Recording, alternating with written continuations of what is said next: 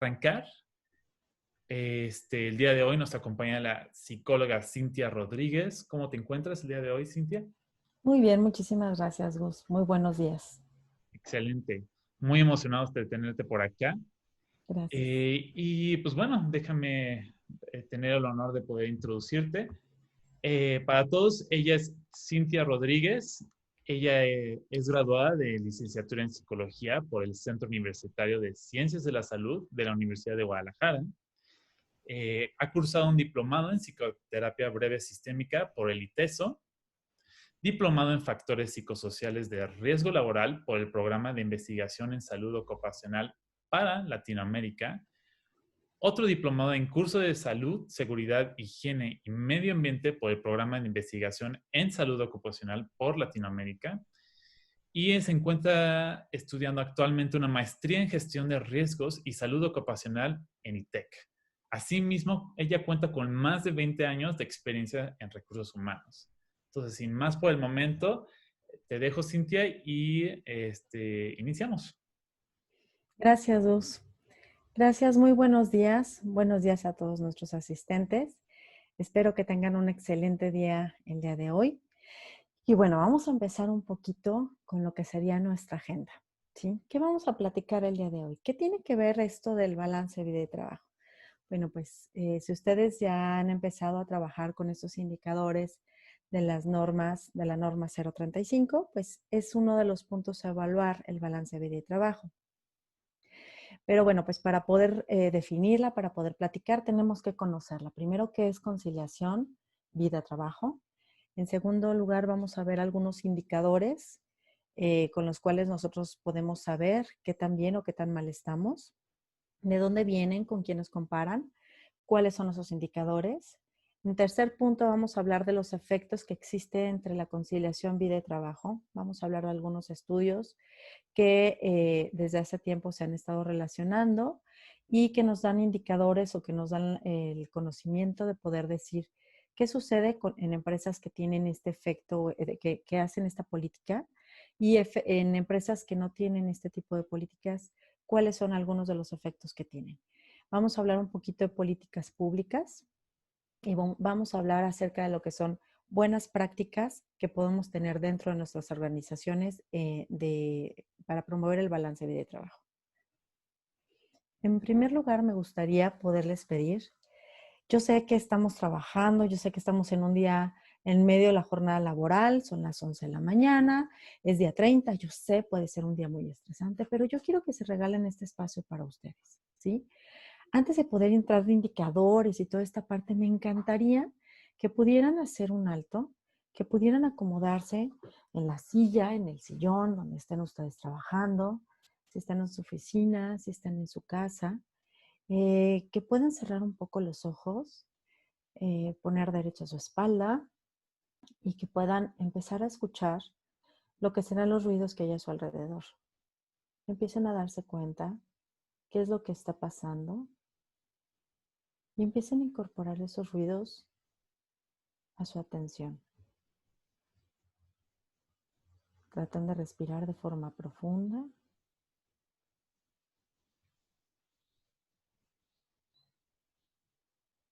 Dense cuenta cómo están sentados. Dense cuenta cuál es la postura que los hace sentir cómodos. Si sus piernas están cruzadas, les voy a pedir por favor que por lo menos este minutito que vamos a hacer de relajación puedan ponerlas en una posición que no estén cruzadas, que no exista una interferencia de sangre, pues. No exista presión sobre ninguna extremidad para que no les moleste. Y vuelvan a checar cómo está su postura con sus ojos cerrados. Vamos a empezar a respirar poniendo nuestra mano, primero ponemos nuestra mano sobre el ombligo y vamos a procurar que cuando inspiremos, nuestra mano se levante junto con nuestro ombligo.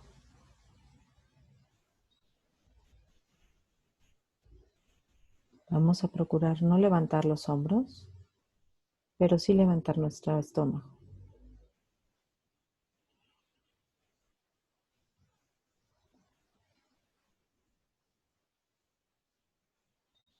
En este momento solamente escuchen mi voz y vamos a inspirar.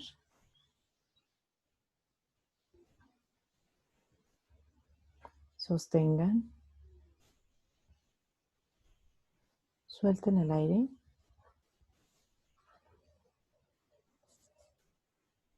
Nuevamente inspiren.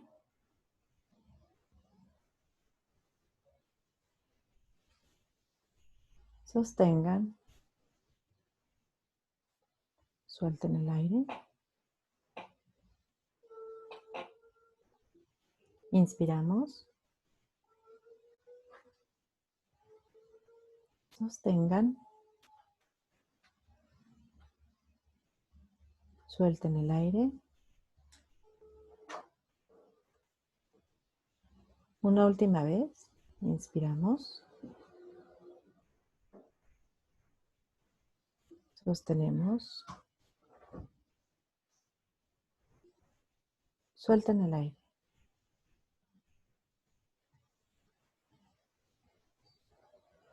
Ok, ¿cómo se sienten? Vamos a abrir los ojos poco a poquito. Y si se fijan, nuestros hombros están un poquito más relajados, estamos un poquito más preparados para estar aquí. Esta es una técnica que se utiliza para cuando estamos teniendo una crisis de ansiedad o cuando estamos teniendo una persona con una situación de angustia. Se llama la técnica del 4. Nosotros respiramos tratando de que nuestro aire llegue hasta la parte de abajo de nuestros pulmones, contando hasta el número 4. Sostenemos contando hasta el número 4. Soltamos contando hasta el número 4 y lo repetimos 4 veces. ¿Sí? Esa es una técnica que a mí, por lo menos de forma personal, me encanta cuando me siento muy estresada, cuando son días como hoy, que son cierres, o cuando hay situaciones complicadas. Me dedico un minutito y me ha ayudado bastante para poder afrontar lo que viene. ¿Sí? Y bueno, ahora sí arrancamos. Vamos a preguntarnos un poquito de lo que significa el éxito. Esta es nuestra primera pregunta. ¿Por qué? Bueno, pues el éxito es un constructo que viene y que nosotros cada uno tiene una forma diferente de construir la palabra éxito. A lo mejor para lo que significa éxito para mí puede ser completamente diferente que lo que significa para Gus, ¿sí? Y lo que significa éxito para una persona en el entorno donde yo me encuentro muy probablemente significa diferente para una persona que vive en una favela en Brasil, ¿sí? O que vive en Alemania o que vive en Estados Unidos. La palabra éxito tiene muchísimas dimensiones. En cada uno de nosotros el éxito incluso puede variar conforme nosotros vamos madurando. Nuestro éxito no es, o la palabra éxito no significa lo mismo para nosotros cuando estábamos recién egresados, que ahora que ya colaboramos, que ya tenemos un cierto tiempo, que ya hemos vivido algunas cosas y se va modificando el concepto de éxito. Vamos cambiando nuestra perspectiva, nuestra forma de relacionarnos, vamos alcanzando objetivos y conforme va pasando esto, pues obviamente vamos modificando este constructo. Sin embargo, en muchas ocasiones el éxito implica pues muchos sacrificios y hasta cierto punto desafío, pero me gustaría que antes ustedes, si pueden platicarme, acuérdense, tenemos chat, el chat está abierto para ustedes, me encantaría que me pudieran platicar algunos de ustedes qué significa para ustedes el éxito.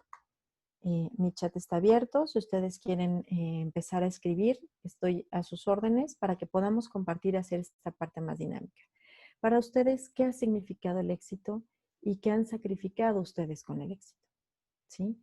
Yo quiero compartirles de forma personal que cuando yo era recién egresada, cuando estudiaba la carrera de psicología, yo me acuerdo que todos mis amigos pensaban en ser psicoanalistas, estaban hasta en debate de si iban a ser humanistas y cómo iban a tener como su consultorio.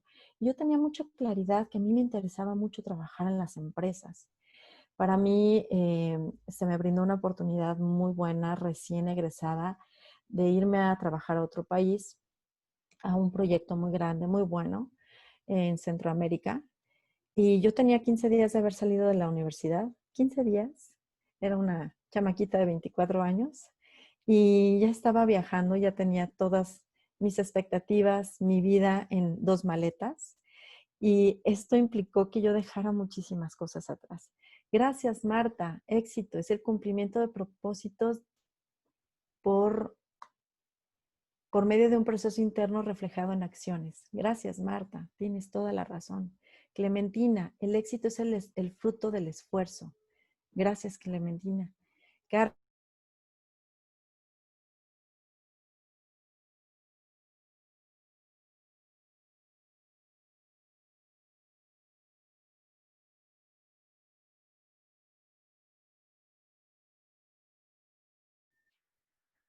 Esos sueños a veces en el camino tenemos que dejar algunas cosas, ¿no? En ese momento, Cristian, gracias. El éxito es el fruto de tu paz mental y emocional para cumplir ese sueño. Tienes toda la razón. Y les apuesto que ustedes el éxito y lo que han construido con la palabra éxito tiene mucho que ver con sacrificios y han aprendido qué sacrificios valen la pena y qué sacrificios no valen la pena por el éxito. Eso es lo que yo aprendí en aquel momento, ¿sí? Y bueno, Alicia, el éxito es sentirte pleno y feliz con lo que se tiene. Realmente tienen un concepto de éxito, tenemos un concepto de éxito que es un concepto muy basado ya en el trabajo y que está muy basado en lo que hemos trabajado y en lo que hemos obtenido. Sin embargo, cuando estamos más jóvenes, el éxito lo vemos hacia adelante y lo vemos como algo que sí queremos alcanzar y que a lo mejor no es tan fácil. El éxito implica muchos desafíos, ¿sí? El éxito implica que nosotros vamos a tener que plantearnos objetivos, vamos a tener que poner la mente en lo que queremos alcanzar y obviamente el éxito implica que vamos a tener que sacrificar algunas cosas o que vamos a tener que tomar decisiones fuertes para poder alcanzarlo. Cuando somos chicos, como les decía antes, el desafío implica el que el éxito va a intervenir con, obviamente, conseguir un trabajo, ¿no? Es lo primero que nosotros medimos o tenemos como un indicador de éxito. Nosotros tenemos el trabajo y al obtener nuestro trabajo es nuestra primera ocasión en la que nos sentimos plenos, en la que nos sentimos que alcanzamos uno de nuestros logros. Ya una vez que tenemos el trabajo, empezamos, cuando somos recién egresados, empezamos a darle más de un 100%. No sé cuántos de ustedes recuerden, pero yo me acuerdo que si a mí me decían, Cintia, hay que venir a hacer una encuesta en el turno nocturno, yo decía, sí. Cintia, hubo un choque, necesitamos ir a levantar el incidente. Yo voy, no importa qué hora fuera, yo estaba ahí. Porque para mí mi trabajo era mi prioridad, porque yo estaba 24/7 para mi trabajo y porque era lo más importante para mí. Sin embargo, hay otras cosas que nosotros tenemos como parte de lo que sería nuestra vida, ¿sí? Y el éxito no solamente implica trabajo, sino implica el que nosotros tenemos que empezar a tener más estudios. Anteriormente uno tenía una carrera y se sentía satisfecho con esa carrera. Sin embargo, en este momento, no sé cómo lo ven ustedes, pero el éxito implica que ya tenemos que tener estudios continuos. Entramos de repente a empresas que nos implican el tener varios idiomas. Hay empresas que tenemos que ser bilingües, hay empresas donde nos piden incluso, pues he visto mucho portugués porque trabajamos con gente de Brasil, he visto empresas que te piden ya que hables chino, ¿sí? Entonces, los estudios empiezan a formar parte de la fórmula para llegar al éxito. Elizabeth, el éxito en mi carrera es mi carrera, sí, pero también mi éxito es mi familia tan hermosa que tengo y que en ocasiones por alcanzar mi éxito en la carrera la dejo de lado. Exactamente, Elizabeth. Precisamente ese es el pie que nosotros estábamos esperando para la siguiente propuesta. Llega un momento en el que tenemos familia, nos casamos, eh, o tenemos a papás, tenemos familiares a los cuales empezamos a dejar de lado por alcanzar esta palabra que para nosotros es el éxito. Nuestra carrera, nuestro trabajo implica que nosotros les dediquemos mucho tiempo, que busquemos proyectos, actualizaciones, para estar siempre en boga de todo lo necesario y nuestra familia queda a un lado de nosotros. Entonces llega un momento en el que nos sentimos un poco culpables o mucho culpables y empezamos a desbalancear la fórmula con la familia. No sé si les pasa a ustedes, pero de pronto empezamos a comprar muchas cosas para los hijos, de repente empezamos a hacer cosas que después reflexionamos y decimos, "Oh, creo que no va por este lado", y hacemos el alto. Pero esto implica que son muchas pelotas que estamos balanceando. Esto implica que para nosotros tenemos demasiados puntos en los cuales tenemos que cubrir. Y además consideramos un siguiente punto que estamos hablando que son los compromisos.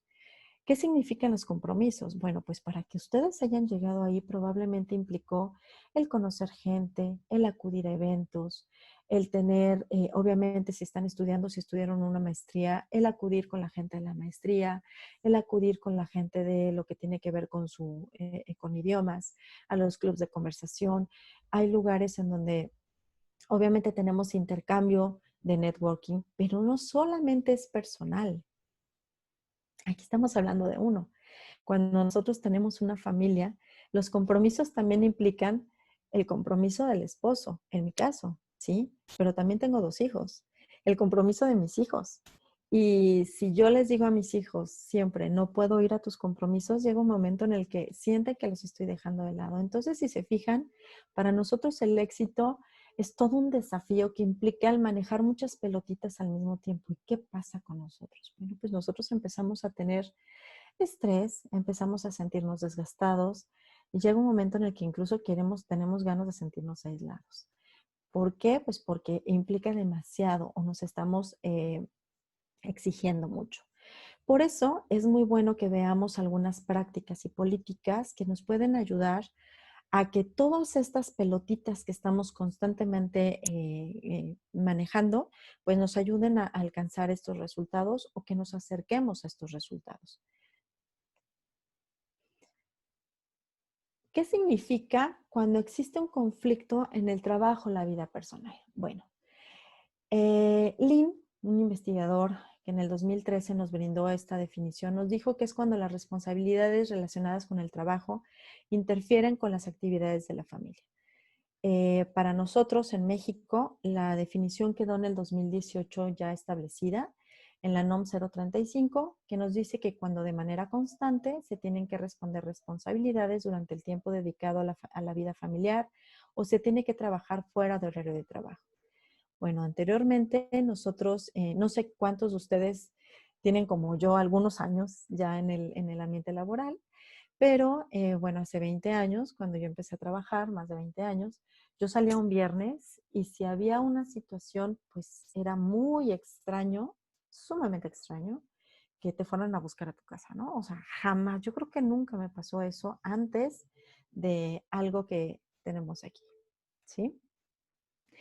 Lo que pasaba antes es que teníamos más tiempo para nuestro trabajo, teníamos un poco más de tiempo con lo que tenía que ver con nuestra vida familiar y poco a poco se ha metido más en conflicto porque hemos metido más el trabajo a la casa, ¿sí? Entonces vamos dejando poco de lado a nuestra familia. Si avanzamos poquito. La salud, ¿qué implica? La salud implica un estado de bienestar completo, tanto físico, mental y social, y no solamente la ausencia de afecciones y enfermedades. Esta es la definición que nos dio la Organización Mundial de la Salud. ¿Qué significa esto? Bueno, pues no porque yo no tenga gripa, yo no tenga COVID o yo no tenga diabetes, no significa que yo sea completamente saludable. Si yo tengo una situación emocional, si yo tengo una situación, un estado mental sobresaltado constantemente por las exigencias que tengo en mi día a día, probablemente yo no estoy saludable, ¿sí? Si socialmente no estoy bien, si no me relaciono correctamente con lo que es mi red de contactos, con lo que es mi red de apoyo, con las personas que forman parte de mi equipo de trabajo, con mis vecinos, pues probablemente entonces yo no tengo una salud social, ¿sí? Entonces, estas son definiciones que implican que nosotros tenemos que trabajar en 3 dimensiones de la persona. Por eso tiene que ver con biopsicosocial, ¿sí? ¿Qué es bienestar? Pues aquí implica el bienestar una serie de constructos que hacen referencia a lo necesario para que alguien viva bien. ¿Qué son constructos? Son construcciones de lo que nosotros pensamos y asumimos que debe de ser lo necesario para estar bien. Ese es un tema muy polémico que utilizan bastante lo que tiene que ver con los políticos para medir cuestiones de políticas públicas, ¿sí? El bienestar es una cuestión de percepción. Lo que yo puedo percibir como bienestar, muy probablemente para Elizabeth o para Alicia o para Cristian, probablemente no sea lo mismo. Para ellos a lo mejor es un concepto distinto el bienestar. O para una persona que vive en Europa, el bienestar implica cosas diferentes que lo que implica para nosotros aquí en Latinoamérica. Entonces es un constructo que tiene que ver con la referencia de todo lo necesario para vivir. ¿Qué son condiciones de trabajo?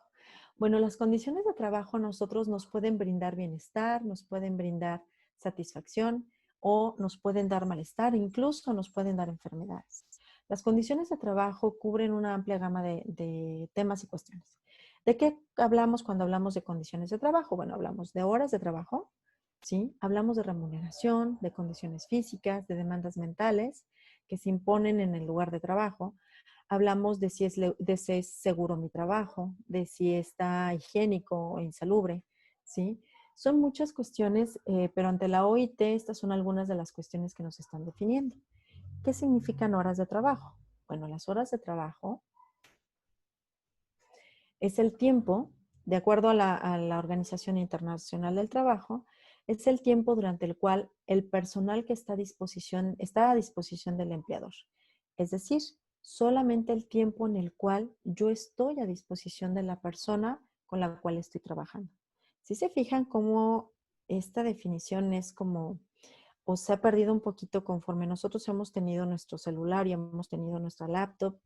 ¿Por qué? Pues porque se ha ido borrando un poquito más lo que es este tiempo de jornada laboral. No sé cuántas horas trabajan ustedes al día y con la pandemia no sé cómo les ha afectado esta carga de horas laborales. Me gustaría que me platicaran un poquito qué les ha pasado con referencia a este cambio en el cual hemos tenido que traer nuestro trabajo a casa y hemos incrementado mucho tiempo de trabajo por nuevos proyectos, por tratar de hacer que las cosas funcionen. Si quieren platicarme cuántas horas de trabajo le han incrementado ustedes a su día a día, nos ayuda para enriquecer un poquito el webinar. Aquí es importante el platicar que estamos excluyendo los descansos durante los cuales el personal no se encuentra a disposición del empleador. ¿Cuáles son los descansos? Fines de semana, tiempos de comida, salida. ¿Sí? Estos 3 puntos son importantes que nosotros sepamos que no están contemplados dentro de las horas de trabajo. Lo que sigue. Y bueno, pues para poder conocer nosotros los indicadores o poder saber qué tan bien o qué tan mal estoy yo con referencia a lo que son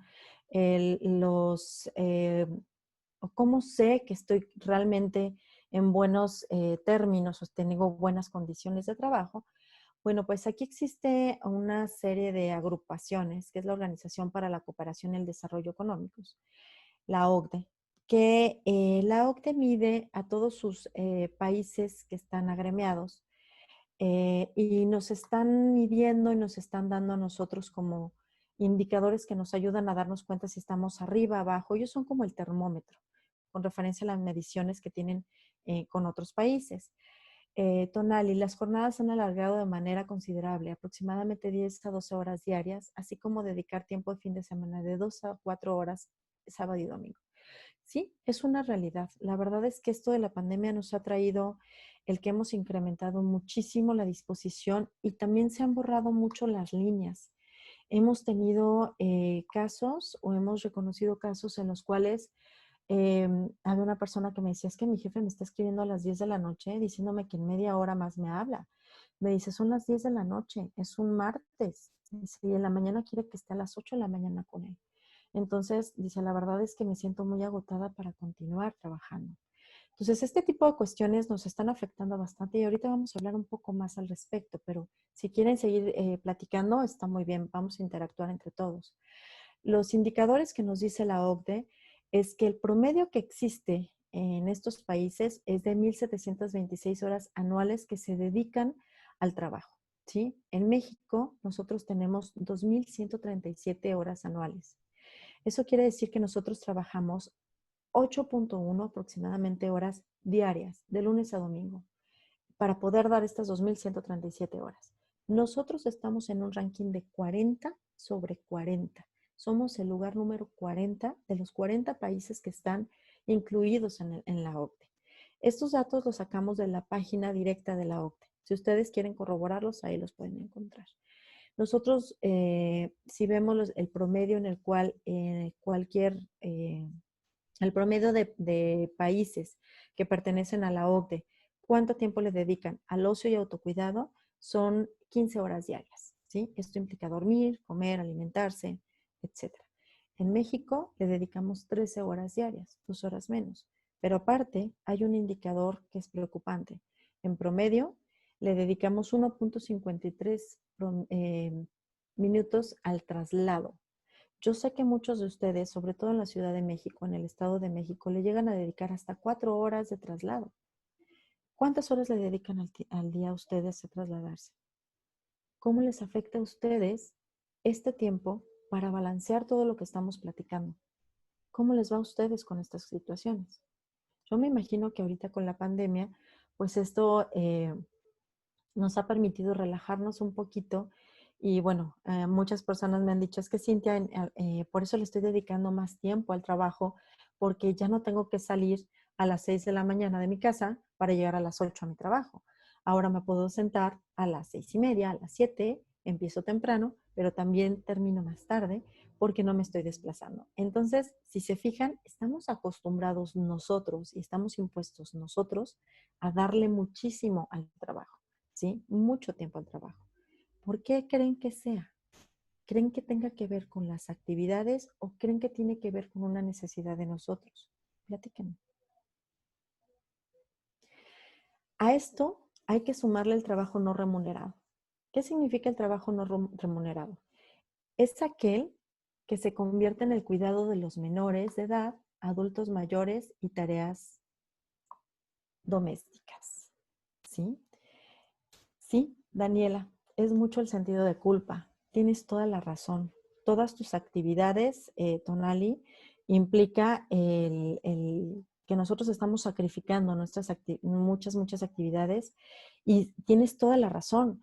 La verdad es que tenemos mucho pensamiento de le debemos tiempo al patrón. Tienen toda la razón. Esto es una cuestión de cultura que nosotros tenemos muy, muy marcados.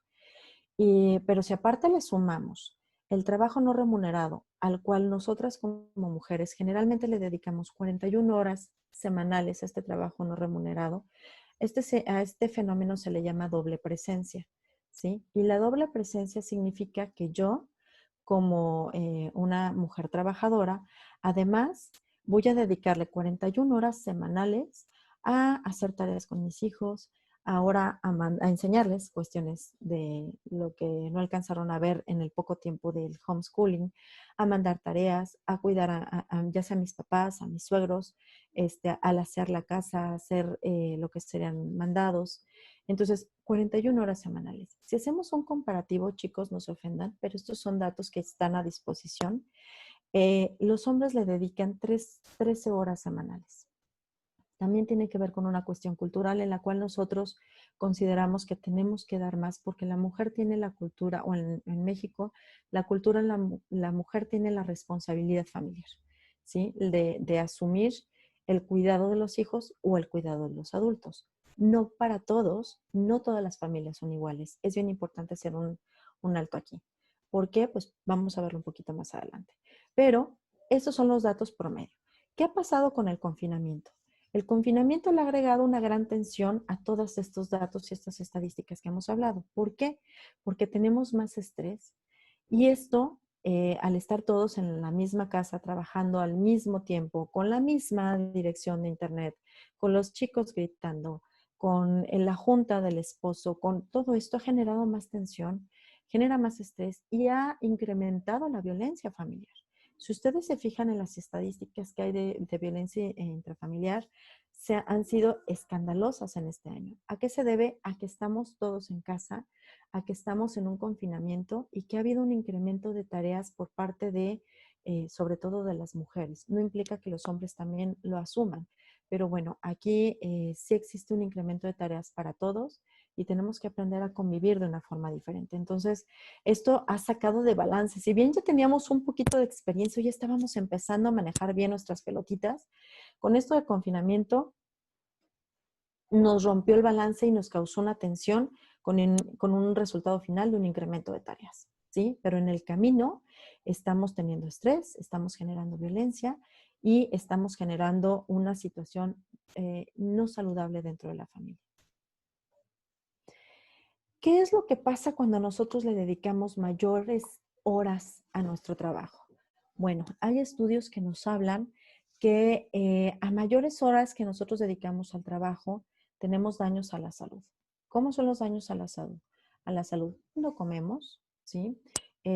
Tenemos un alto índice de personas que tienen obesidad, ¿sí? ¿Por qué? Pues porque no sé si con ustedes pase, pero es muy frecuente que desayunamos un pan con café, ¿sí? Y entonces estamos cada vez acumulando más grasa y esa grasa a la larga se está convirtiendo en problemas de diabetes, cardiovasculares y a la larga se puede convertir en una cuestión de una situación cardiovascular, ya sea una trombosis por caminar poco, ya sea una cuestión cerebrovascular o una cuestión metabólica, ¿sí? Que son los principales indicadores que tenemos. A nivel de seguridad, existen estudios que están plenamente identificados en los cuales una persona que trabaja más horas está más propensa a tener daños o a tener afectaciones en seguridad. Es decir, tiene más accidentes, ¿sí?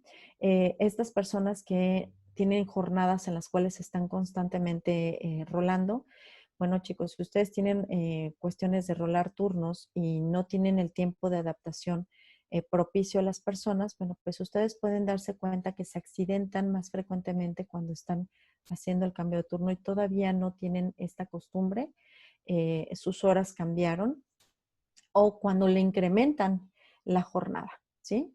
Nosotros sabemos cuáles son las jornadas legales autorizadas, entonces a mayor cantidad de horas tenemos un incremento en accidentes y una disminución en los indicadores de seguridad.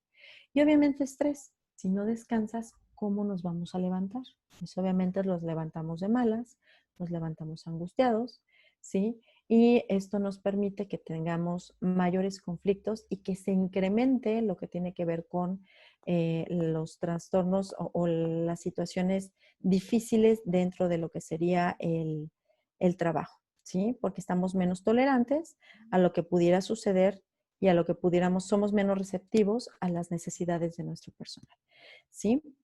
¿Qué otra cosa pasa al respecto? Bueno, vamos a hablar un poquito acerca de los efectos en el trabajador cuando nosotros tenemos una percepción de que tenemos un riesgo en cuanto al balance vida y trabajo. Si yo me siento que en mi trabajo no existe apoyo para poder balancear mi vida personal, lo que empieza a suceder es que yo empiezo a tener estrés, ¿sí? Empiezo, como les decía, a tener manifestaciones de estrés, dolor de cabeza, puedo tener un incremento de ansiedad, puedo estar comiendo mucho o dejar de comer, puedo empezar a tener insomnio, puedo empezar a tener palpitaciones y empezar a decir, me siento como que me va a dar un ataque cardíaco.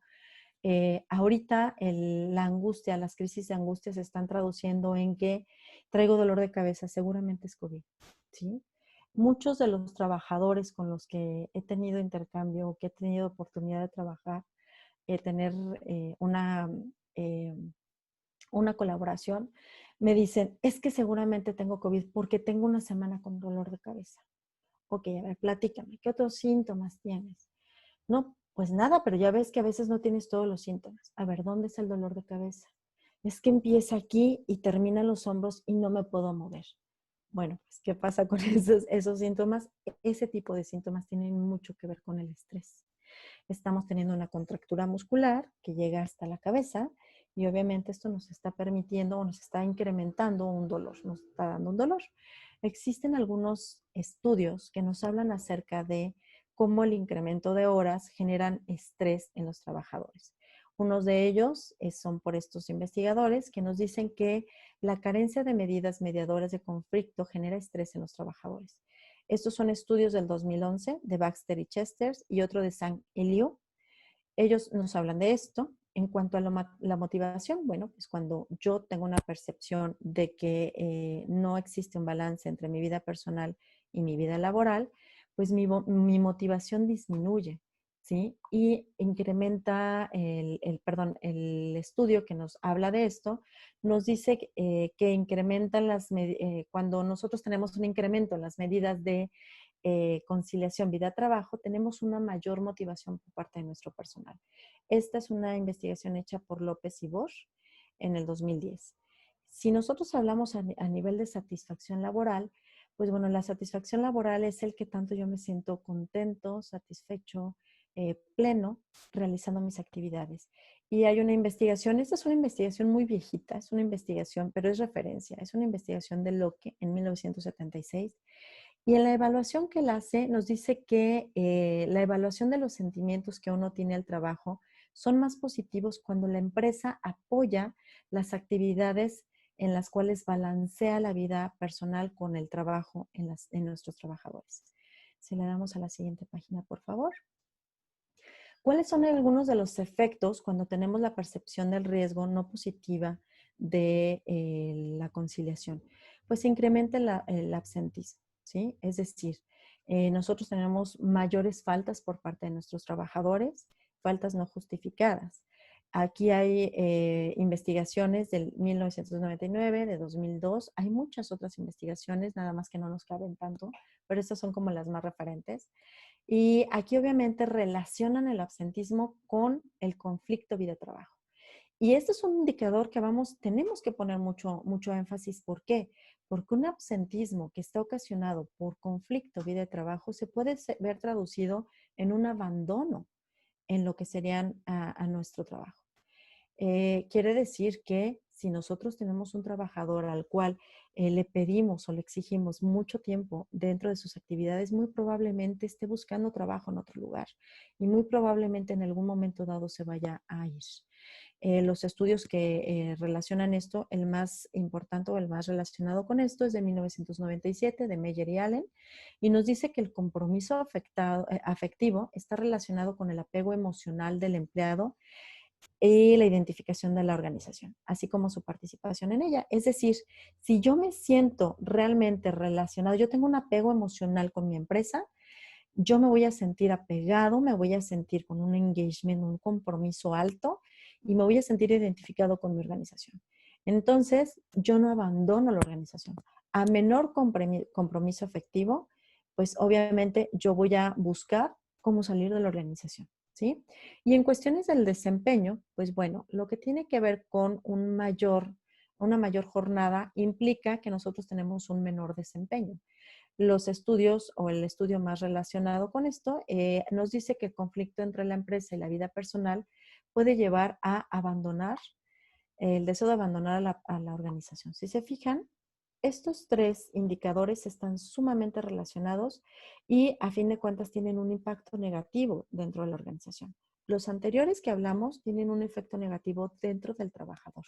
¿Sí? Implica cuestiones de salud, implican cuestiones de percepción, obviamente, pero esta percepción, cuando ya se da en la organización, nos está afectando a nosotros en el área de recursos humanos, ¿sí? Entonces, si tenemos un alto indicador de absentismo, una rotación alta y un bajo desempeño, bueno, pues vamos viendo cómo están las jornadas de nuestros trabajadores.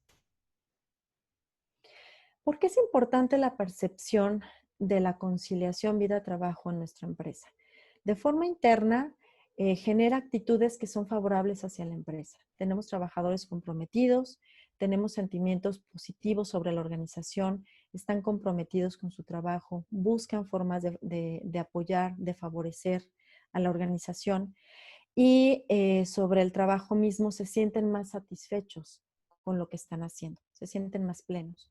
Y a manera externa, si nosotros pensamos en la fórmula esta de 500 empresas, las mejores 500 empresas para trabajar, pues bueno, aquellas empresas que favorecen la conciliación vida-trabajo son percibidas como más deseables para los trabajadores. Entonces, si se fijan, esto también implica que vamos a tener a la larga como recursos humanos un capital bastante bueno. ¿Por qué? Porque vamos a tener un mejor reclutamiento, vamos a mejorar nuestros perfiles e incluso vamos a bajar los costos en reclutamiento al tener filas de personas que quieren pertenecer a una empresa que les apoya a ellos en cuanto a conciliar su vida y su trabajo. La percepción del trabajador, cuando existe un apoyo de la organización a que tenga, a que pueda seguir estudiando, que siga, pueda ir a actividades familiares o a que pueda tener un buen balance con su vida de trabajo, incrementa una satisfacción laboral, incrementa la retención, podemos hacer planes de carrera más estables, disminuye la rotación y bueno, ustedes conocen sus indicadores de rotación, ¿no? Creo que es un indicador sumamente importante al momento de que nosotros estamos jugando con estos datos o estamos sacando propuestas de trabajo. La rotación al disminuir incrementan lo que sería nuestra capacidad de tener mejores planes de carrera para nuestros equipos de trabajo. Incrementa el rendimiento y la productividad y obviamente tienen un comportamiento afín a la organización. Se ponen la camiseta de una forma más positiva. Nada más como resumen, en cuanto a las causas, en cuanto a lo que es la conciliación vida-trabajo, los efectos positivos, pues bueno, tenemos una mayor motivación, tenemos una mayor satisfacción, tenemos un incremento de desempeño y un incremento en la retención. En cuanto a los efectos que se eliminan cuando nosotros tenemos estas políticas, eliminamos el estrés, eliminamos el absentismo, eliminamos el abandono y eliminamos la rotación. ¿Cuáles son algunas políticas gubernamentales y prácticas que ya están implementadas para que nosotros podamos apoyar esto en nuestras organizaciones? Bueno, cualquier política gubernamental, y eso es importante decirlo, que se vaya a implementar dentro de nuestro país debe de estar en alineación con todo esto. ¿Qué es lo que tenemos aquí? Bueno, pues cualquier política debe de estar alineada con la Constitución Política de los Estados Unidos Mexicanos. Es decir, no podemos violar ninguna cláusula que vendría dentro de, tenemos que estar alineados o podemos buscar lo que tiene que ver con los tratados internacionales, que obviamente ya cuando se firman estos tratados, se aseguraron que sean alineados a lo que es nuestra Constitución y nosotros podríamos leer tratados internacionales para poder basarnos en algunas ideas de qué es lo que podemos hacer. Obviamente las leyes federales, la ley federal de trabajo, la ley de salud y seguridad, todas estas leyes federales pues están alineadas con todo esto. Los reglamentos también están alineados. El Reglamento Federal de Salud, Seguridad y Higiene está alineado con ello. Y todas las normas que nosotros ponemos en práctica día a día en nuestro trabajo de cualquier área, sea de Semarnat, de Secretaría de Salud, de Secretaría de Trabajo y Previsión Social, todas estas normas deben de estar alineadas con esto y nuestras políticas dentro de la empresa obviamente deben de ser en consecuencia con este tipo de normativas. La OMS, en el plan de acción que tenía 2017-2023, nos dice que para ellos tienen como prioridad la salud física, mental y social, que ya lo habíamos hablado en un principio, y tienen como principal motor lo que sería el mejorar las condiciones de trabajo favorables. Como les digo, a lo mejor en nuestras empresas tenemos buenas condiciones de trabajo, pero todavía en México existen condiciones como las que les platicaba de condiciones no favorables, en las cuales un trabajador puede estar hasta 100 horas dentro de una empresa o no tiene las condiciones mínimas de seguridad, ¿sí? O no se le da un pago, una remuneración digna para lo que son sus actividades o no se le da un beneficio de salud social. Entonces hay que mejorar estas condiciones de trabajo para poder mejorar la salud física, social y mental. ¿Cuál es el gran desafío que existen a nivel políticas públicas? Bueno, el gran desafío existe en que se deben de crear políticas de conciliación con dimensión de género. ¿A qué me refiero? Quiero platicarles, si no sé a ustedes si les ha pasado, yo llegué a tener empleados que eran viudos o que eran divorciados, varones, que tenían que irme a pedir a mí una carta para que yo les diera la carta de guardería en el cual dijera que yo constaba que él era padre de familia solo y que debían de darle el derecho al trabajador. Yo les preguntaba, esto me parece ilógico, si tú estás comprobando un acta de divorcio, que tú tienes la patria potestad de tus hijos y que son tus hijos, ¿por qué tendría que darte esta carta? Pero bueno, pues es lo que les pedían a ellos para poder generar esta afiliación de los chicos a la guardería. Y bueno, aquí es parte del desafío que tenemos, quitarnos esta cuestión en la cual nosotros decimos que solamente es para mujeres. La verdad es que los hombres ya están integrados de esto y ellos deben de estar también dentro de lo que serán cubiertos por parte de las principales políticas de cuidado familiar. Hasta el momento no hay ninguna que proteja a los hombres. ¿Cuáles son algunas oportunidades? Bueno, el reparto dispar de tareas en cuanto al cuidado de la familia, y esto tiene que ver más con cultura familiar, cultura de México, pero también en nuestras organizaciones podemos crear un impacto positivo para ayudarlos a generar un poco de reflexión al respecto. ¿Sí? Y bueno, pues lo que tiene que ver con la calidad de los servicios a los que acceden en los hogares en función de su nivel socioeconómico. ¿A qué me refiero? Pues guarderías, cuestiones que les puedan ayudar a ellos a tener un acceso para que ellos puedan tener un crecimiento y una tranquilidad al momento de trabajar.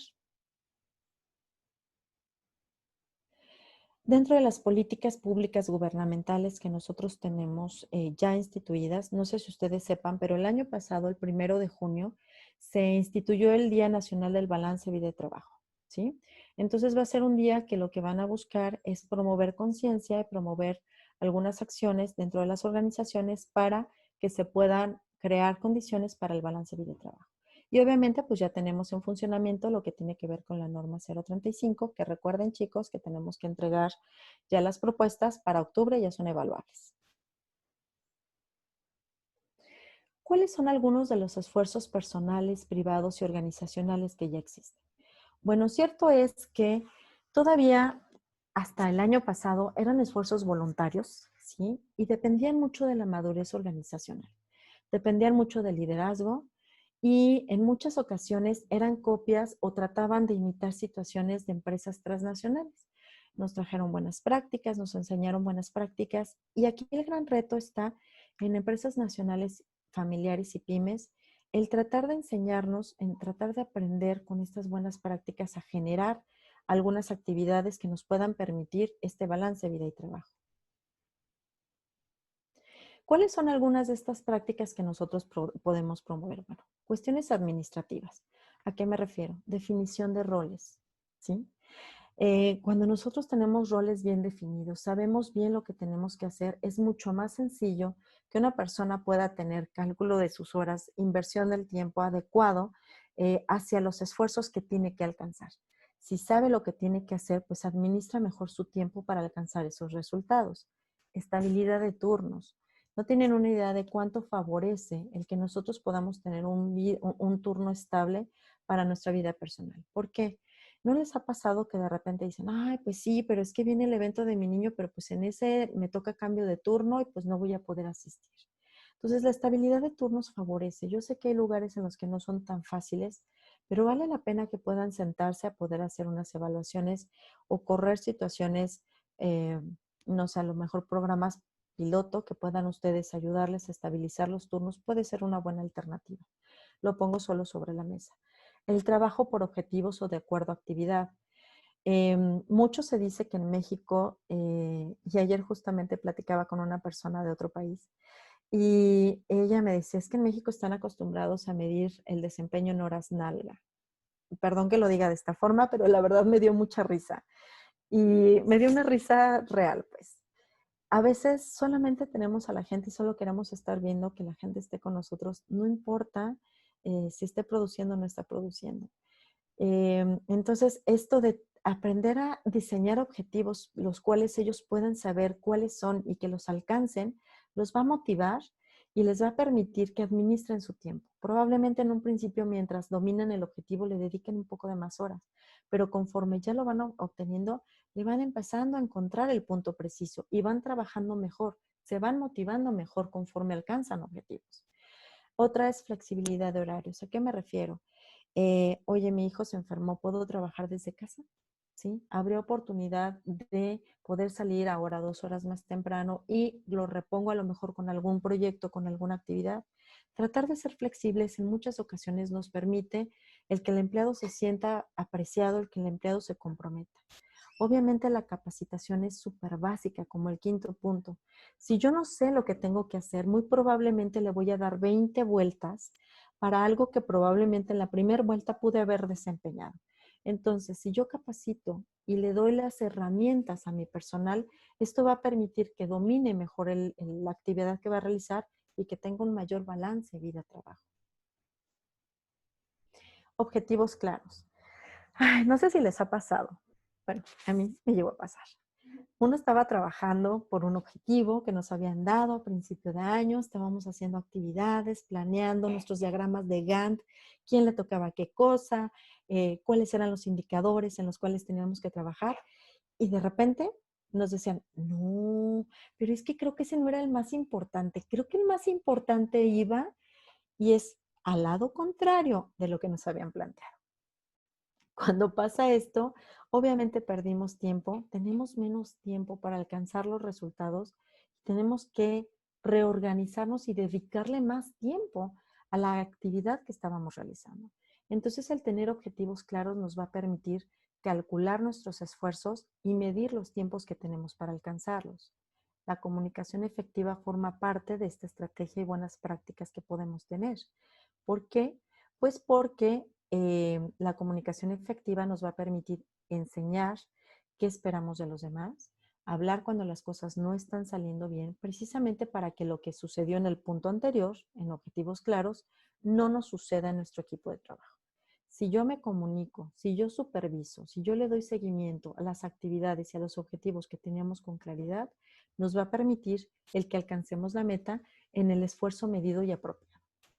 El octavo punto de las prácticas que nosotros tenemos conocidas que son buenas como para favorecer la conciliación vida-trabajo tiene que ver con las redes de apoyo. ¿Qué son las redes de apoyo? Y este también es un tema que se nombra en la norma 035. Las redes de apoyo significan el extender entre el equipo de trabajo lo que serían los apoyos para que nosotros nos sintamos parte de una organización.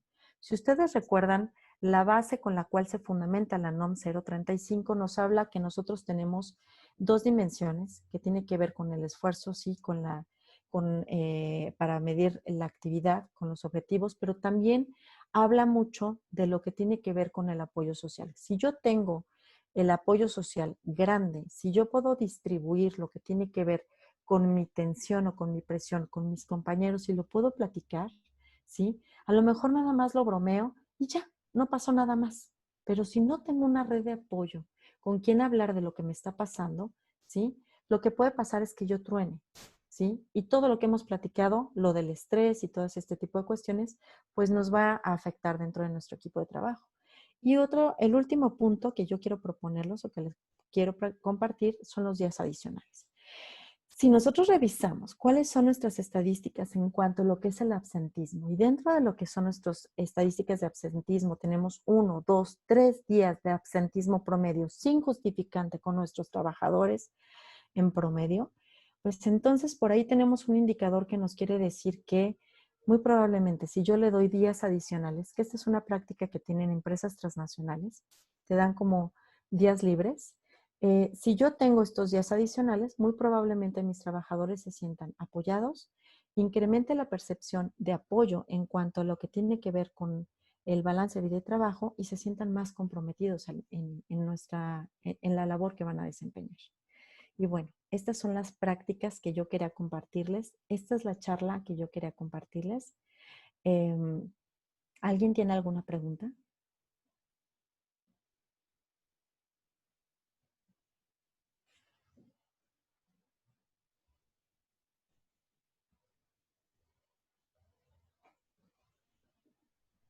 Vamos ¿No? a dar unos minutitos más para ver si surgen alguna duda y si no, damos por concluido este webinar, ¿vale?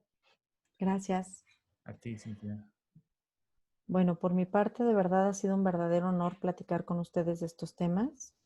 Eh, Les hago una breve anotación. ¿Por qué para mí me empezó a interesar esto? Yo tuve que renunciar a un trabajo debido a esto, ¿sí? Y tuve que renunciar debido a que no tenía la oportunidad de cuidar a mi nena. Mi nena tenía asma. y no sabíamos qué era lo que le detonaba el asma. Entonces, así fue como llegué yo aquí a estudiar todo esto de balance vida-trabajo, factores psicosociales. Y bueno, pues si por mi parte yo puedo aportar un poquito de granito en lo que leo de otras prácticas de otros lugares para poderles ayudar a ustedes a cimentar buenas prácticas en sus organizaciones y obtener un balance vida personal, pues bueno, muchísimas gracias y estoy a sus órdenes. Gracias, Gus. Gracias, Cuéntame, por invitarme a esta plática. Súper. Bueno, creo que no nos están llegando ahorita preguntas, pero te agradecemos igualmente, Cintia. De verdad, toda esta información es muy valiosa en muchos contextos. Y pues bueno, sería todo por el día de hoy. A todos los demás, recuerden que tienen acceso a este contenido de manera mensual y les agradecemos mucho por su asistencia y les deseamos un bonito fin de mes.